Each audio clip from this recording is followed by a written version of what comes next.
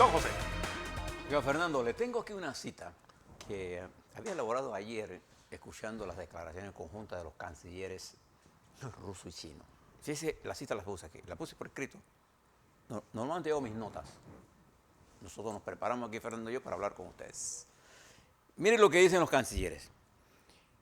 Vamos a crear un nuevo orden mundial, justo y democrático. Hola. Me parece una oración interesante. Ahora, ¿usted cree que en Rusia hay democracia? O en China. ¿O en China? Ayer hay una foto del señor Putin con el líder chechenio nacionalista. La ponen a propósito. Cuando él le dice, vamos a liquidar a Ucrania. ¿De que eso que se trata esto?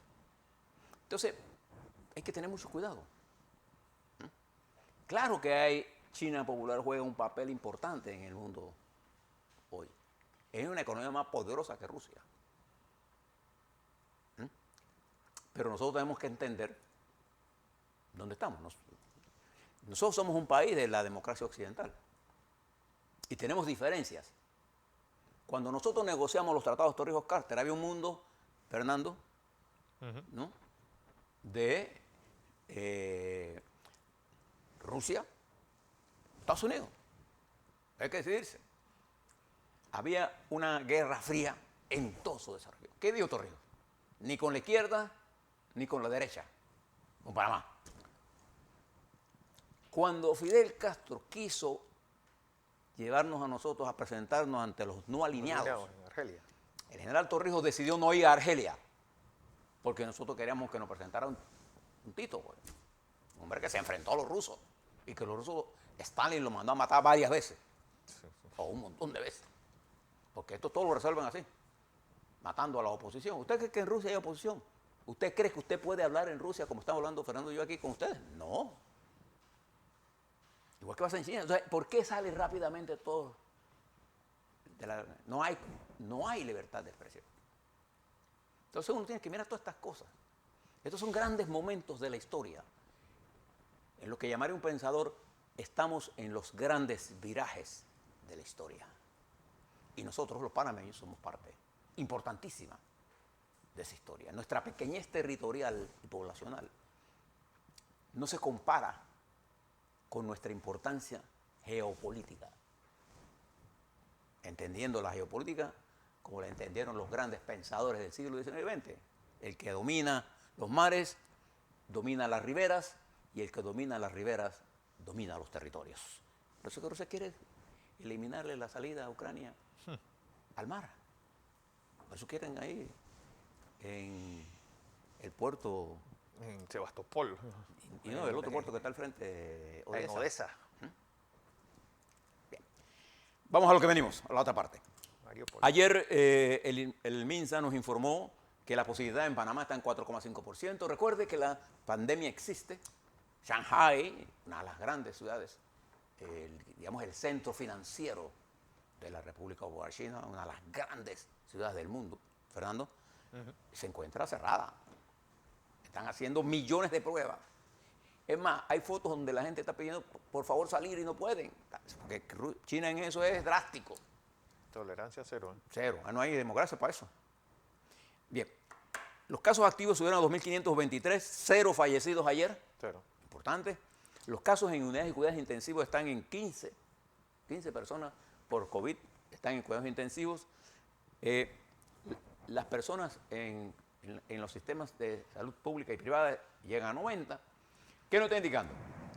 Que tenemos el virus que sigue infectando, pero su capacidad, aunque es más su reproducción, nuestra capacidad de vacunación, nuestras medidas de seguridad que hemos tomado de mitigación y la reducción de gente con mayor resistencia a que el virus le dé, y el Omicron, que no es tan patógeno, a pesar de que sube, nosotros tenemos baja presión de la enfermedad en nuestro sistema hospitalario, y eso es bueno. Nuestros indicadores epidemiológicos en este momento, Fernando, son excelentes a pesar de varias cosas. Las movilizaciones que dimos en carnavales, la apertura escolar, Pero la gente sigue usando mascarillas y se sigue vacunando. Nosotros hemos vacunado niños y usted tiene la oportunidad de vacunarse la primera, la segunda, la tercera dosis. Bueno, ayer el presidente Biden Usó mandó la cuarta. un tuit sobre la cuarta dosis aquí en Panamá. Vamos a hablar de eso en un momento con el doctor Santamaría de la Caja del Seguro Social. ¿A quiénes van a ser necesario ese segundo booster o esa cuarta dosis? Bien. Y nosotros, ¿se acuerdan cuando comenzó todo esto? Nosotros tenemos dos vertientes, dos que tenemos que manejar. A, el control de la pandemia, que hemos logrado avanzar sustancialmente en eso. Y por tiempo importante hemos logrado mantener al virus y ahora lo tenemos bajo presión. El virus está a la defensiva. Nosotros, nuestros generales que están dirigiendo esta guerra, han puesto al virus contra la pared. Exacto. Contrario a el desarrollo de la estrategia de Rusia en Ucrania, tiene tantos frentes abiertos, no controla nada y han tenido que reagruparse para ver cómo se concentran en una sola área para liquidar esa área e independizarla de Ucrania. Eso es lo que van a hacer. Sí. Entonces, aquí la guerra la estamos ganando nosotros contra el virus en este momento. No hemos terminado. Pero estamos bien. ¿Cuál es el otro polo de esto? La economía. ¿Por qué? Porque la pandemia nos golpeó duramente. En el 20 caímos vertiginosamente, nos levantamos vertiginosamente. Hemos logrado en el 22, gracias al trabajo que ha hecho en el Ministerio de Economía y Finanzas, aunque el periódico, la prensa no sea capaz de entender que eso no es un problema del ministerio, es un problema de todos los panameños que hemos trabajado para que este país se rebote. Exacto. El sector privado, nuestros trabajadores, todos. El gobierno. ¿Por qué negarle al gobierno cuando hace algo bien? ¿Ver? Creo que, pero eso no ha resuelto un problema fundamental, que es la recuperación de empleos y la generación de nuevos empleos. Entonces nosotros tenemos que hacer todo lo posible porque este proceso de reactivación de la economía se normalice y podamos superar lo que teníamos en el 19, porque tenemos que generar más empleo, porque se ha generado empleo. Hay muchachos nuestros que están sin trabajo. El desempleo juvenil es bien alto en este país. Entonces, ¿qué tenemos que hacer? Tenemos que proteger lo que tenemos. Una de las cosas que tenemos que proteger es que las paralizaciones en el sector de la construcción no se dé, porque el sector de la construcción no solamente son los trabajadores directos que están en las construcciones, que son por miles, sino los trabajos indirectos que esa actividad genera. Y porque además, una de las cosas para reactivar la economía es el desarrollo de las obras de infraestructura que el gobierno está haciendo, de importancia, no solamente para generar empleo. Hablo, por ejemplo, se me viene a la cabeza inmediatamente, la ciudad hospitalaria, que está a pleno desarrollo. ¿Por qué paralizarla? No solamente ¿por qué pasa? No hay que paralizarla. Esa vez tenemos que terminarla, no solamente por la generación de empleo en la construcción, sino por los beneficios que va a traer para todos los asegurados, a todos nosotros. Esa es una ciudad de primer orden en términos tecnológicos, en términos de avance, en términos de medicina. Es un gran esfuerzo. Entonces, una paralización de esa obra, mire todas las cosas que trae, pero una paralización de la construcción, Fernando, un retroceso. Eso es lo que deben entender los señores de la CAPAC. Claro. Eso es lo que está en juego. Porque si nosotros paramos, y está en discusiones por centavos por días. Entonces, uno siempre que se enfrenta a esto, uno tiene que hacer las correspondientes análisis. ¿Cuánto pierdo por no dar esto? ¿Y cuánto pierdo por cerrar los empleos? Y la diferencia es abismal. Ahora, con eso no quiero decir que estoy 100% por el aumento que están pidiendo los trabajadores. No, los trabajadores saben negociar esto. Busquemos un punto de encuentro. Y que el lunes no haya paro. Porque si hay paro, la animadversión que hay, los efectos de la inflación. ¿Por qué yo les hablo de la inflación? Porque en términos prácticos, ¿qué significa la inflación para usted? Significa, así sencillo, una disminución de su capacidad de compra. Eso es lo que es. Su poder de ingreso. Su Poder de compra. su capacidad de compra, que se transmite. Si yo tengo $100 ahora y voy a hacer súper, será menos lo que llevo a mi casa que cuando había esta inflación. ¿Usted lo está notando? Te lleva $100 en el supermercado y lleva 3, 4 cosas. La carne. Saque la carne de eso. usted no usa pasta dental, papel higiénico. Mire los precios donde están.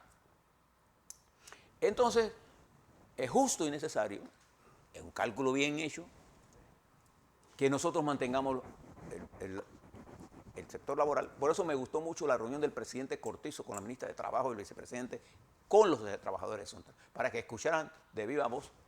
Y me gustó mucho el planteamiento de los dirigentes de la Suntra. Estamos dispuestos a negociar, pero vamos a hablar en serio. ¿Cuál es la consigna ahora de los empresarios? No, ahora vamos todos contra la huelga. Lo que están buscando en la práctica es acorralar al gobierno, llevarlo a un paro general. ¿Qué ganan con eso? Sí, porque están voces hablando de un aumento de sueldo general. Entonces, sí, pero el aumento general es una Sí, cosa... uno se monta en esto. No.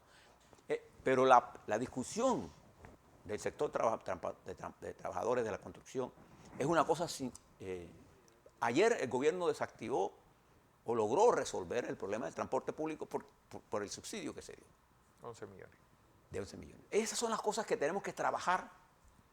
Y yo reitero, me gustó mucho la reunión del presidente con los trabajadores, porque los trabajadores pudieron expresarle a ellos, ven acá, si ustedes tienen tantos, hay que poner presión para que esa huelga no se dé. Nuestro objetivo como nación debe ser impedir que la huelga se dé. No porque le tengamos miedo a Suntra, porque aquí todo el mundo piensa, no, lo que pasa es que no se trata de eso.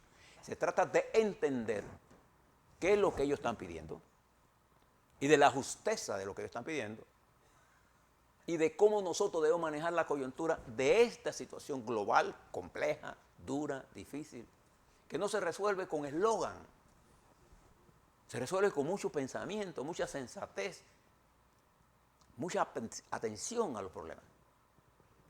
Yo vivo la crisis del sector agropecuario, Fernando, seria. Los insumos agrícolas han subido de precio. Ayer yo le hablaba a usted de los problemas que esto tiene en Brasil, el aumento de los fertilizantes. Mire los precios, cómo se han disparado. Eso no se resuelve, reitero nuevamente, con decir que voy a poner control de precios a los agroquímicos. En primer lugar, porque el precio está determinado por otra gente que nosotros no manejamos y porque los precios están variando a tal nivel de velocidad que yo no puedo controlar absolutamente. Lo que necesito es tener existencia. Y ya veré cómo manejo acá entonces el precio a los consumidores, cómo los productores son resarcidos por el aumento. Entonces, si yo entiendo cómo funciona el sistema, tengo que estudiar con detalle cómo buscar soluciones que tanto el sector privado como la masa laboral coexistan en un mundo complejo, porque en julio vamos a tener un incremento de las tarifas eléctricas. El que tenga alguna duda, mire los precios del petróleo. Ayer el petróleo, le dije, todos los dirigentes políticos tienen que hablarle a ustedes cuánto costó el barril de petróleo ayer. A ver, estaba en $107. Subió. Sí. ¿En cuánto estaba el cobre? La libra de cobre, 4.75, subió. Yo veo por ahí gente hablando de que no este acuerdo, que no sé qué, que se van a pagar sin entender. Entonces no opines. Hay muchas cosas que yo no sé. Cuando yo no sé, yo busco expertos. Y hay cosas que yo no sé. Ni voy a saber nunca. Pero yo no hablo de eso. Todos tenemos un nivel de ignorancia. La diferencia es que ignoramos. La diferencia entre una persona y otra es el nivel de ignorancia. El nivel de ignorancia de un tema. Y todo lo que ésta ignora no existe para usted. Porque usted lo ignora. El conocimiento es la apertura de entender un problema. Lo decía Alberto Einstein, conocer el problema ya vas en la mitad de la solución. Y quiero llamar al sector privado, porque en este momento de coyuntura de esta naturaleza, este es un país de grandes perspectivas.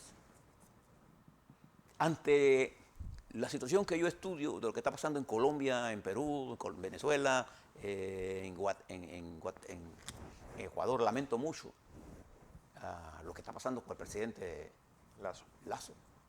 Y lamento la ceguera del interés político partidario sin entender la situación de las fuerzas opositoras en Ecuador que han puesto sus intereses por encima de la nación.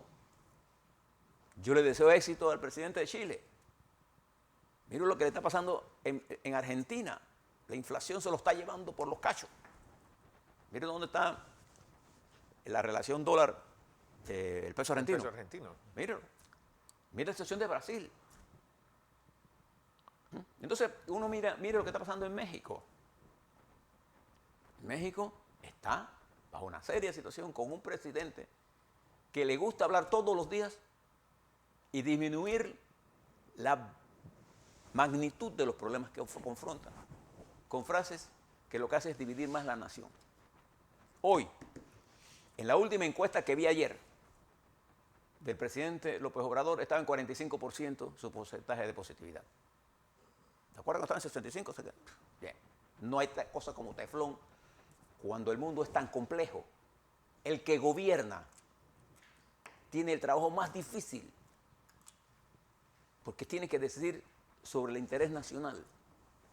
Y es complicado, no es tan fácil. No es una aspiración mía dormir todas las noches preocupado por la solución. Yo me cuesta dormir cuando yo comienzo a pensar la cantidad de niños que no comen, de nuestros jóvenes y mujeres indígenas, del retraso de nuestros hombres y mujeres en el campo, de la gente de la ciudad que no come, de la angustia de un hombre que pierde el trabajo con 4 niños. Yo lo pienso todos los días. Y por eso hago un llamado al sector empresarial. Ya escuchamos a los sector laboral de las Suntras decir, estamos dispuestos a un entendimiento, pero vamos a hablar en serio. Y me quedo con esa reflexión.